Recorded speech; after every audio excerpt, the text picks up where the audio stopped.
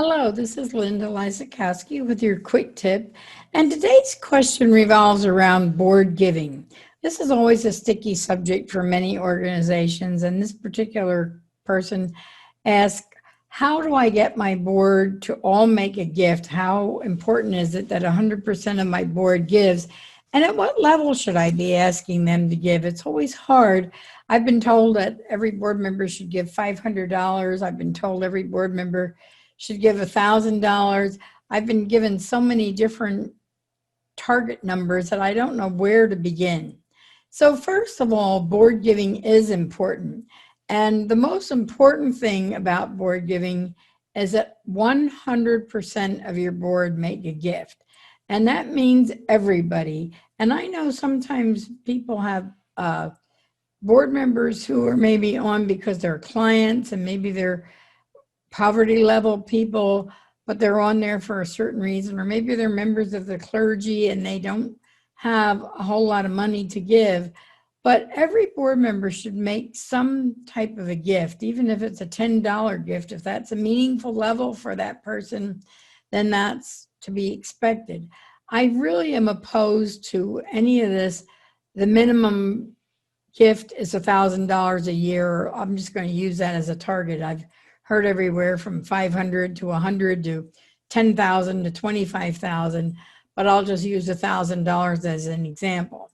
And if you put in your job description that board members are expected to give $1,000 a year, or even if you say a minimum of $1,000 a year, I guarantee you the one word that they're not going to read is the word minimum, and the one word they are going to read is 1,000. So you're going to, first of all, lose some board members who can't give you $1,000 a year, but might have other attributes that you really want and need on your board. So rather than saying to them, oh, well, don't worry about that. I know it's in our job description, but you don't have to give that.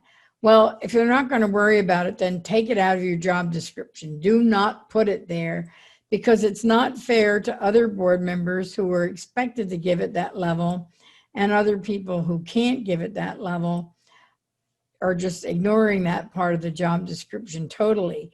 The other thing that happens when you do that is some people could and maybe would give you $25,000 a year, but if they see the minimum is $1,000, they're going to think that's the expected level, and that's what they're going to give you. So I would much rather word your job description something like this. Board members are expected to make this organization one of their top 2 or 3 charitable priorities, which means if you have a board member whose total charitable budget for the year is $100, you'll probably get $35 or $50 out of that person. And that's a meaningful level for that person. I've had board members who have given $25 a year and it was meaningful for them. And so they fulfilled their obligation. Where if a person's charitable budget is $100,000 a year, then you're probably going to get $35,000 or $50,000 from that board member.